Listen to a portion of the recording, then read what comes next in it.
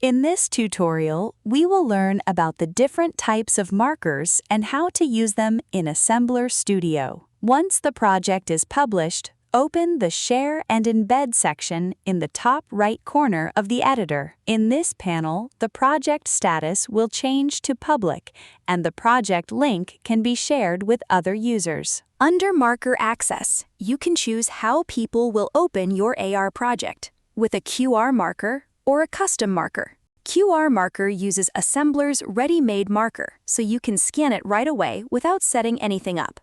This is the quickest option when you just want to test your project. The custom marker option lets you choose what image people will scan to open the AR content.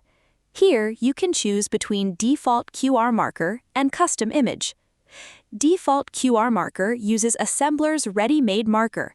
When someone scans it, your AR content will appear on top of the marker. Custom image lets you use your own image as the marker. This can be a poster, illustration, worksheet, printed design, or any image you want students to scan.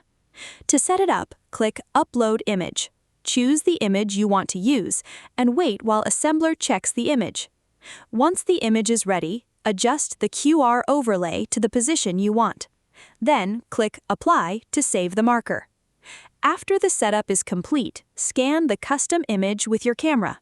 Your AR content will appear on top of the image you uploaded. For the best results, use an image with clear details and strong contrast. Avoid images that are too plain or have repeated patterns.